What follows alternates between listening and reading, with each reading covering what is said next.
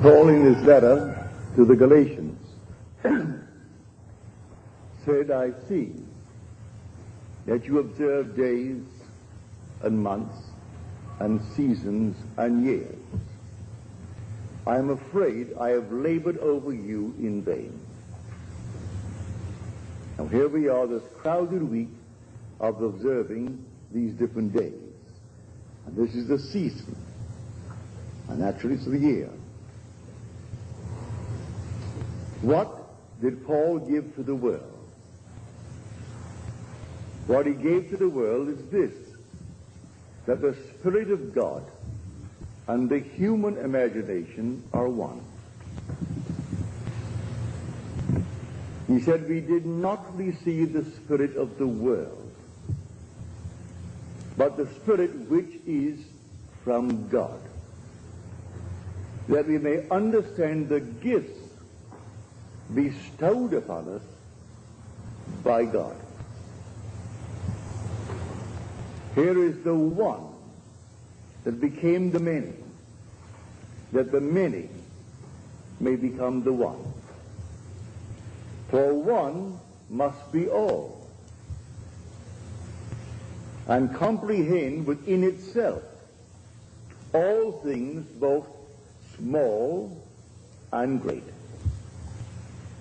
Everything in the world, all that I behold, though it appears without, it is within, in my imagination, of which this world of mortality is but a shadow. So when we are told, if I be lifted up, I will lift all men and draw all men unto me. Now we are told he is lifted up. Therefore all men are already redeemed. But they have to experience it within themselves. They are already redeemed. But in this world of mortality, this must be now, I would say, repeated within the individual. For he must contain and experience all within himself. There is only God in this world. God only acts and is in existing beings or men. Now let me share with you a story that was given to me last Friday night. This lady's husband's name is Ray. When I use the word Ray, I am speaking of her husband. She said, last year, Ray said to me, it's going to cost $1,000 to put on a roof, a new roof. We need the roof. Well, it'll cost $1,000. She didn't say they could not afford it. She just said, I saw the new roof. Right then and there, I saw the new roof. Then she said, I was working at my sewing machine. It's an old one, but it was adequate. It did the job. But I would like a new one, she said. And so I imagined a new one. There was the old one, but I imagined the new one. Then I was putting away my tape recorder, and I felt how heavy this thing is. I would like a new, lightweight one.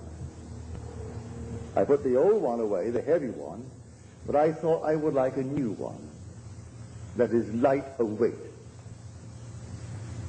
So I put it away, the new one that was light of weight. Then she said, Ray said to me, my new shoes hurt. He just bought them and they were hurting. Well, I wanted him to have shoes that did not hurt. That in my imagination. All this was last year. Then came the turn of the calendar year, and we had a robbery. No, they didn't steal the roof, but they took the other movable objects. And this past week I got a settlement from the insurance company, pardon me, for $2,050 odd. I now have my nice new sewing machine. I have my nice lightweight tape recording. Ray's shoes do not hurt. And there is money for the roof and much, much, much left over. Now, who instigated the robbery? Now, on Friday you will hear, if you go to service, there are 7 words on the cross. 3 taken from Luke, 3 from John, and 1 from Matthew and Mark. It's the same one from Matthew and Mark, which is the 4th one. My God, why hast thou forsaken me? That's the one taken from these 2 Gospels. But the first one used on the cross is from Luke.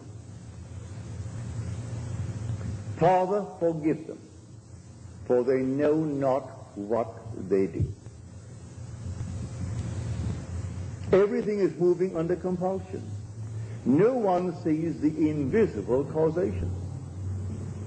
No one sees the invisible imaginal acts that is putting pressure upon everyone who is bent in a certain direction to perform the needed act to produce the imaginal act that is completely unseen by the world. Here, every natural act, natural effect, has a spiritual cause and not a natural. A natural cause only seems. It is a delusion of the fading vegetable memory. Now, in her letter to me, she said, these things I remember. They were all last year, but I remember them. In her case, she is blessed that she could remember when Ray said to her, it's going to cost $1,000 to put on the new roof, and I saw the new roof, even though at the moment, maybe, we thought we could not now afford the new roof. When I used my sewing machine, it was adequate, it was good, it did the job, but I would like a new one, and I saw a new one. And when I put away my tape recording, it's all right, it was adequate, but it was heavy when I put it away. I thought, I've seen all these nice, new, lightweight ones, and I would like a nice, lightweight one, good one. Now she said, I have all of them. I have my nice, new, lightweight, my new machine, Ray's shoes, they do not hurt, and the roof will be a new one. The money is there, and much left over. So the first cry on the cross, Father, forgive them. They know not what they do.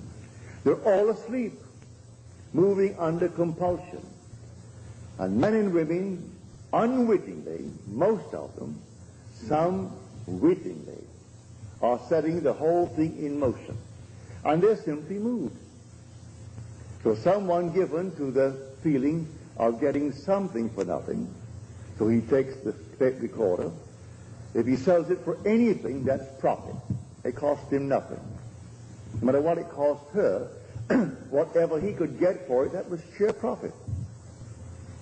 If he goes out and finds something that he stole for $100, and he could move it quickly for $15, and one gets a bargain, he made $15. It cost him nothing. His investment was nothing. And there are those in the world who think that way. They're all passing through the furnaces. So the first word on the cross, a word on the cross does not mean a single word. It's a completed thought. So the shortest word is, I thirst. But there are 2 words. Then the next one from John is, it is finished. There are 3 words. All right? Still, it is 1 word when you take the 7 words. So the first word is from Luke. Father, forgive them, they know not what they do. And then comes Luke's second, then comes John's first, then comes Matthew and Mark, and then comes two from John, and then Luke completes it. Father, into thy hands I commit my spirit. But when he said, and this little punctuation mark has been pushed around in the second word on the cross, which is from Luke, and the thief turns to him and asks him to have mercy on him. And he said, behold, I say unto you, today thou shalt be with me in paradise. Well, you could alter the punctuation mark and put the comma after today. But no, leave it just as it is. Behold, I say unto you, today thou shalt be with me in paradise.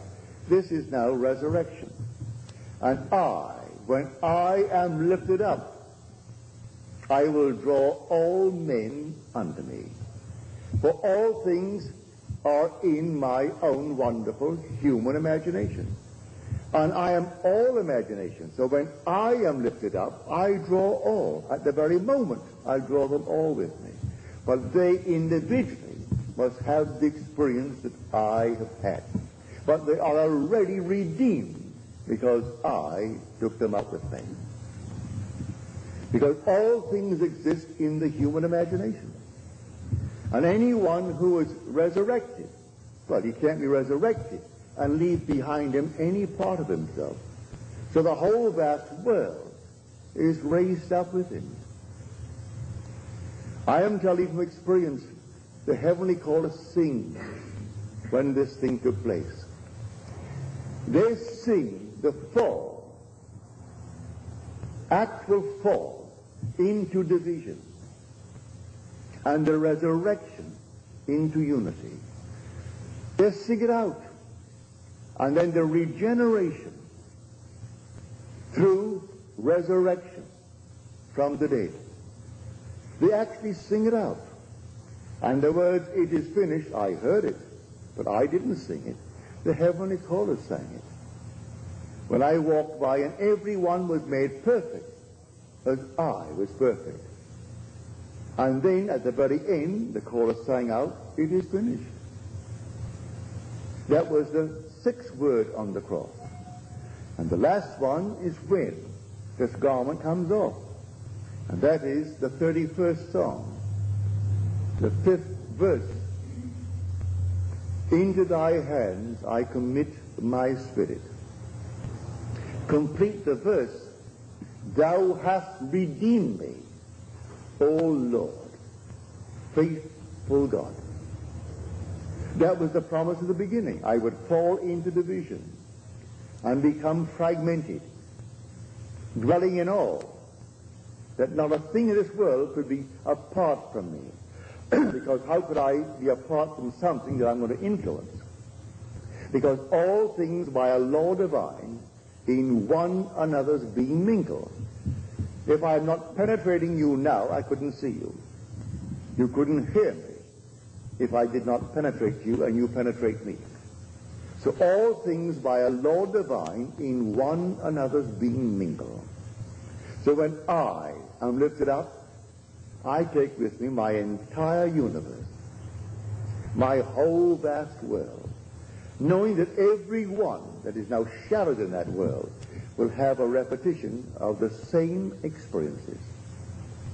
For one fell into division and then resurrected into unity, bringing all back together into the one. So in her case, I can't tell you how thankful I am that she shared it with me. That she could now actually feel that the robbery, which seemed at the moment of a shock, she lost the tape recorder, she lost this, all the movable objects.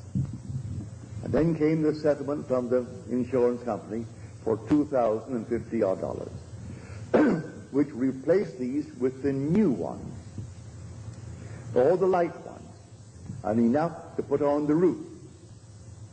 and then still left over. So, Father, forgive them. Yes, the thieves of thieves. It's yourself pushed out anyway.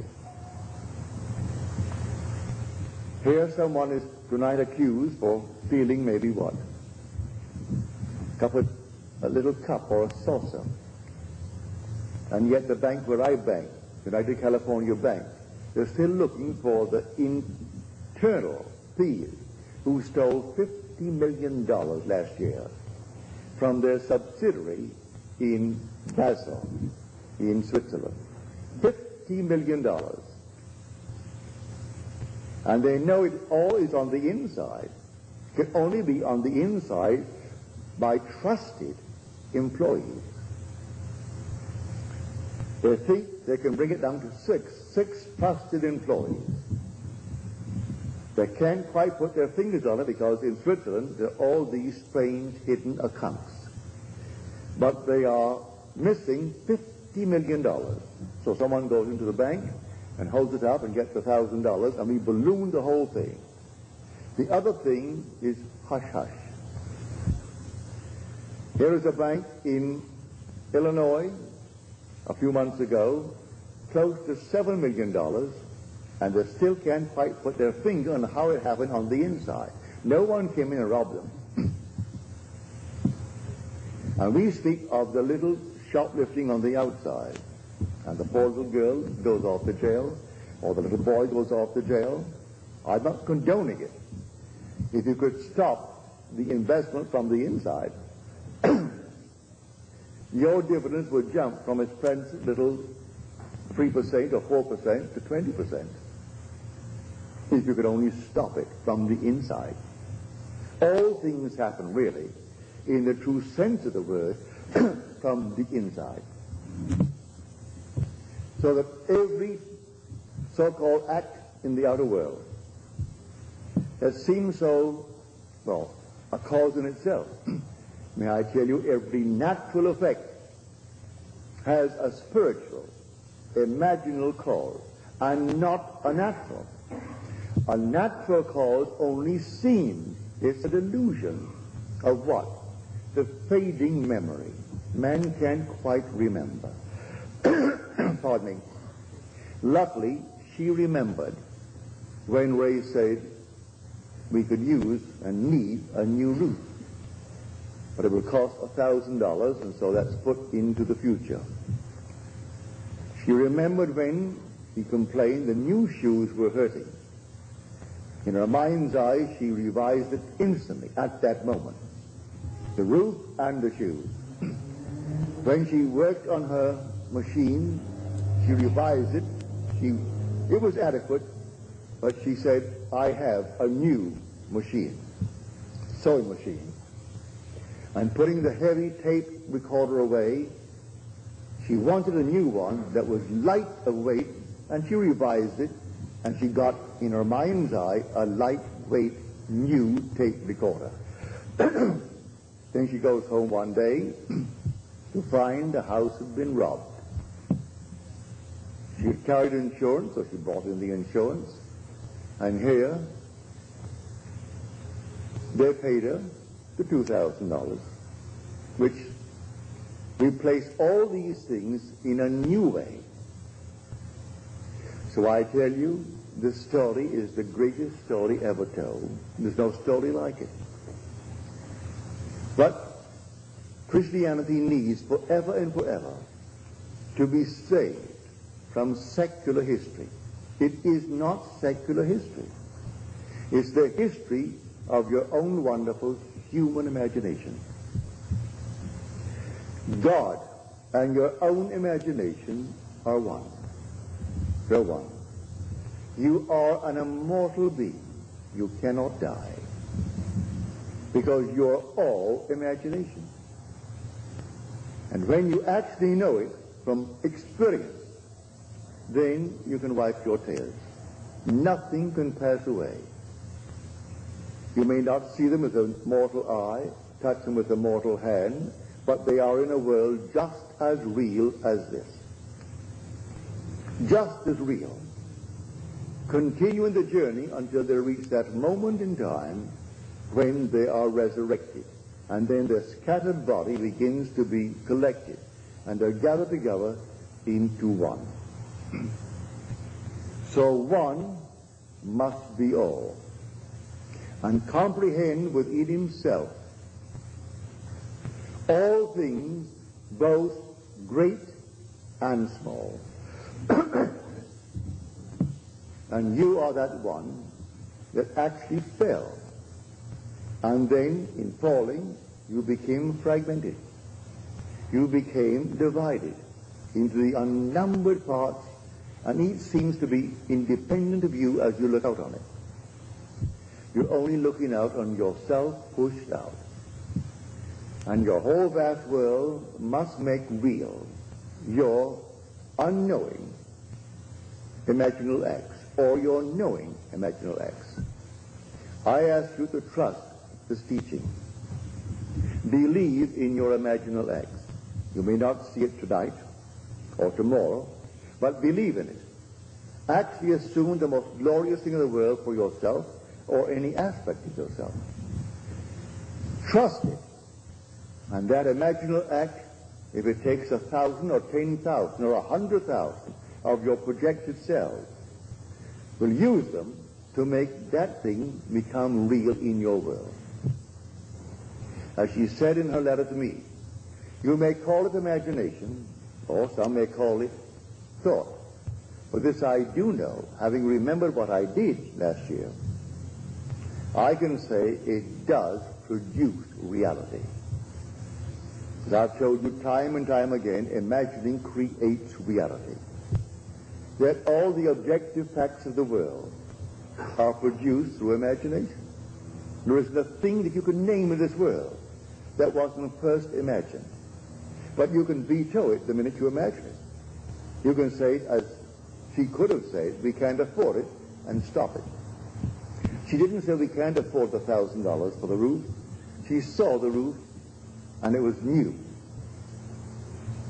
But she didn't see the robbery.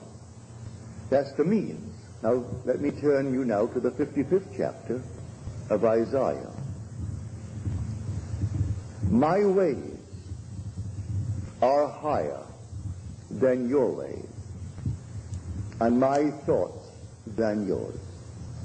This is a chapter where you're told, my word shall not return unto me void, but it must accomplish that which I purpose and prosper in the thing for which I sent it. So my ways are higher than your ways. Don't concern yourself with how it's going to be done. For the same voice who spoke these words said this in the 32nd chapter of Deuteronomy, the 39th verse. I, even I, am he. I kill, I make alive. I wound, I heal. I do all these things, and none can deliver out of my hand. He's playing all the parts. And if one is basically inclined to steal, he will use it to produce the necessary means to get the money to put on the roof. So she comes home, and there was a robbery. All the things have been replaced with new ones and better ones as she desired them. At the moment, it seemed to be a shock, but she set the whole thing up in motion, for she's the one who spoke those words. I kill and I make alive. I wound and I heal. And none can deliver out of my hands. For the Spirit of God and the human imagination are one. And there is nothing but God. All things were made by him, and without him was not anything made that was made. And so if all things are made by him, is there a thief in the world? He's playing that part. Is there a so-called hero in the world? He's playing that part. A coward? He's playing that part. He's playing every part in the world, and it all adds up to produce the unseen imaginal acts of men. So you are alone, and you think no one sees me, and this means nothing. It's only my imagination. And you carry on your lovely imaginal act. And so that's it. Not knowing that you're actually producing tomorrow's effects in this world. And when it comes into the world, that natural effect has an unseen, invisible, imaginal act as cause, and not a natural cause. A natural cause only seen. It is a delusion. Delusion of what? Of your fading memory. You don't remember when you did it. So when confronted with your own harvest, you can't quite believe it. You can't remember when you did anything that could actually be like this. I didn't rob myself. I never thought for one moment of robbery to get the money. No, but I did see the whole thing done. And there are thieves in the world, all over the world, and they're all played by God. There is nothing but God. God only acts and is in existing beings or men. Now let me find that actor, because God only acts, and he is in all existing beings or men. Well, I'm a man. I've got to find that actor. For the thing that I see reflected in the mirror when I shave in the morning is a mask. That's persona. Now, who is wearing that mask? I answer, if you say, Neville, I turn around and I say, yes, here I am. But who is the being that is there? I am. That's my real name. But the mask is called Neville. But I will say, I am Neville. So the wearer of the mask called Neville responds. That being in that mask, behind that mask that no one sees, is God. And now the whole vast Christendom will celebrate this victory of God, that he actually died, literally died. But God's first attribute is mercy. And God turned death into sleep. And then rose the sexes to work and to weep. And so all the sexes rose as masks. When God died, he buried himself in humanity and died. And then his first attribute, mercy, turned it into sleep. That's what Blake meant when he said eternity exists. And all things in eternity, independent of creation, which was an act of mercy. That was the merciful act, to turn death into sleep. And God is dreaming this dream. One day he will awake. And when he awakes, he resurrects. And then he gathers into his own being all his scattered beings. So all are gathered together. When I depart this time, may I tell you, I am taking everything in the universe with me. And when I am lifted up, I will raise all unto me. Read it in the 12th chapter of John. Not one can be left, because all things exist in the human imagination. But it's not raised up until he who is scattered is awakened to unity. And then he draws into his one being all that was scattered. So the sin, his fall into division, and his resurrection to unity. His fall into the generation of decay and death, and his regeneration into the generation or the resurrection from the dead. So when he actually is raised from the dead, he gathers all into his own being, and they're all with him. No matter where he goes, he has his whole vast world raised up, hasn't left one behind him. But everyone shattered in the world will have a reproduction of that drama within themselves. So what is now being dramatized as a memorial this week, for this is really a memorial. This is simply a great memory, a remembrance of what God has already accomplished. And so they're perpetuating it through Good Friday, then comes the burial on Saturday, then comes the resurrection on Sunday. But the whole thing is done. It's all done. Only to be repeated in the individual, and then the individual, who is a semen scattered, becomes the unit, and he draws his vast world unto himself, and he is resurrected. So the one becomes the many, and then the many become the one. So whenever one is raised, he takes his whole vast world with him, even though it seems to be left behind. And every aspect that it seemingly is behind becomes the unit, and then it raises up. So one must be all. That is the story of the Christian mystery. One must be all. So the first cry on the cross, Father, forgive them. They know not what they do. And they do not know what they do. They go blindly on under compulsion, executing the unseen imaginal acts of humanity. And they move under compulsion. To pick this up, I told the story. I was severely criticized for it by a lady at a dinner party one night when Fred Bales, who is now gone from this world, and he gave a party at the Ambassador Hotel.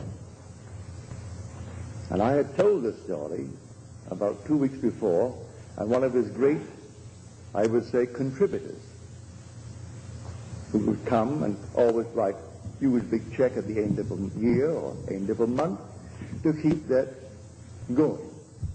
And she was most critical that night. As I said, I didn't feel about that night at all.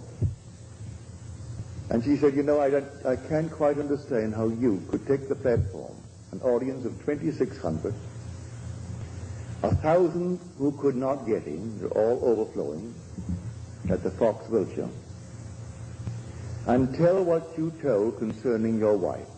That was my first wife. I told a simple story to explain that everything in this world must be forgiven. I don't care what it is.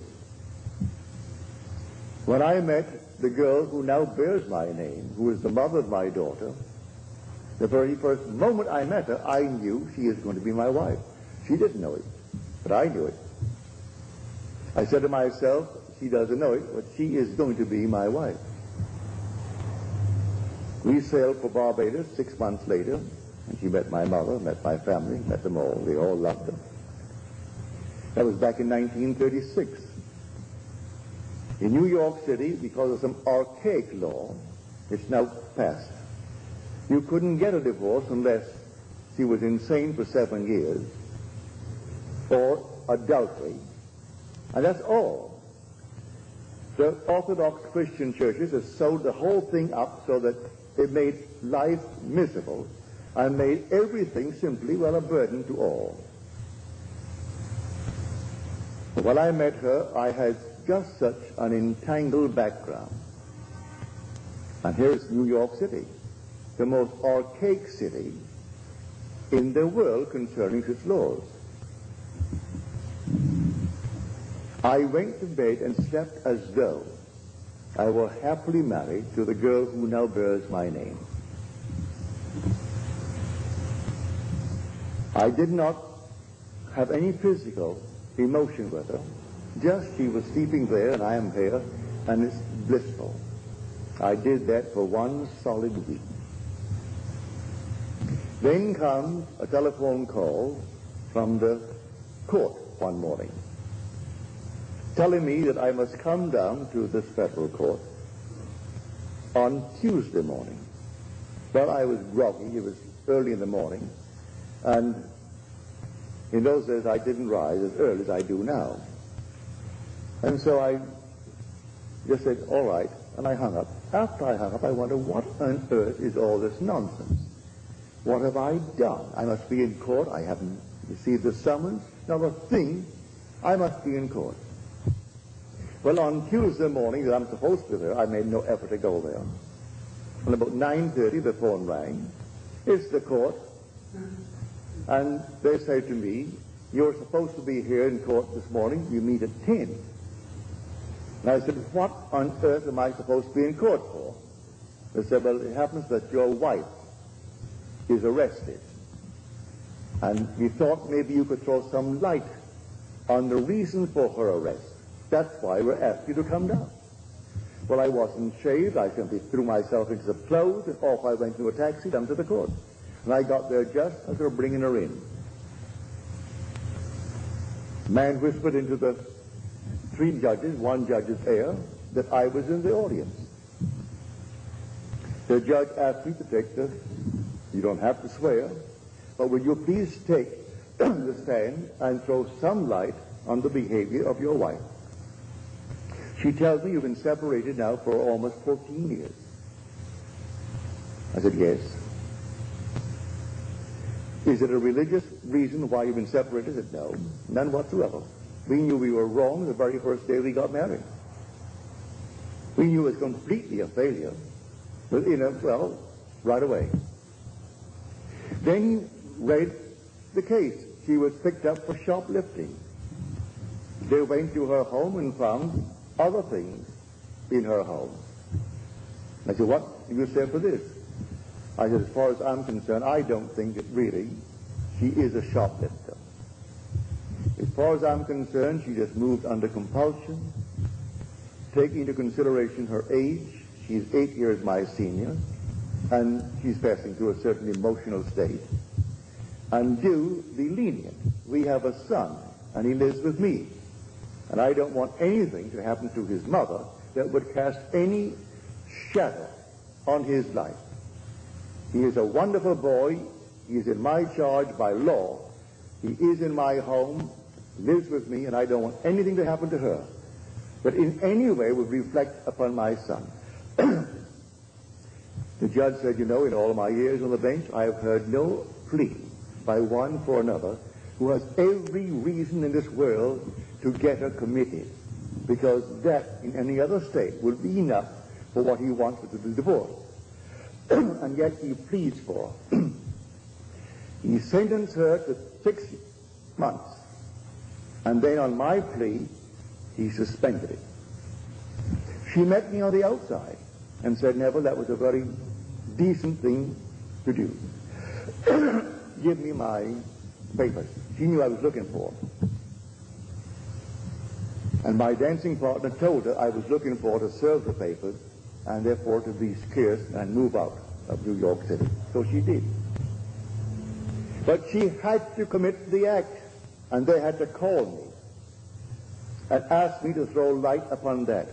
How could I condemn her? Who was the actual cause of her shoplifting? I slept as though I were blissfully married to the girl who now bears my name.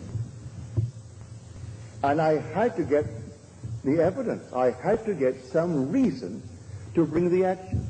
And here my wife actually gave me the papers. I said, I don't have the papers with me. She said, I'm driving home to your place right now, and you can give me the papers. That's illegal, to serve your own papers. But she drove up to my hotel where I lived. I went to my room, came down to the lobby, and gave her the papers. Did my own serving. Now that is an illegal thing in this world. But then I got my divorce. In the city of New York, then I could marry the girl who now bears my name. And when I told that, I told it only to tell people of that one word, the first word on the cross, Father, forgive them, for they know not what they do. They're all moving under compulsion. And the unseen causation is hidden from the world. They do not know who is treading in the winepress. And I was treading in the winepress to be happily married to a girl who was not then engaged to me, because I couldn't be engaged to her under the circumstances. And then my wife behaved in such a manner that it made it real and natural for me to do what I did. How can I blame her? So the first word on the cross, Father, forgive them. They know not what they do. They have to do what they do. I have to fall into division and fragment my being into the unnumbered parts called humanity, and then rise into unity and gather all my scattered members together and rise as God himself. That's the story. It is God who fell and God who rises. So I know from my own experience nothing dies. Those who have not had the experience here, all right, they're restored in a world that is terrestrial just like this. And they continue their journey until that moment in time when they're resurrected. And resurrection is resurrection into unity. And the outpictured world, the whole vast universe, is himself pushed out. Is gathered together then. And they move up. And I, when I am lifted up from the earth, I will draw all men unto me. See it? This is the mystery of which we speak here night after night. You're not some tiny little thing that's pushed out. You are the whole. One must be all.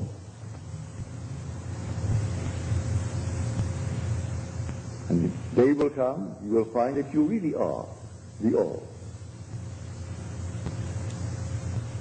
So not one person in the universe could be outside of you when you are resurrected. Because as you are raised up, you raise all living. And each will have the experience of being raised up, and all, eventually, will be the one. And in that day, there shall be one. His name one, as we are told in Zechariah.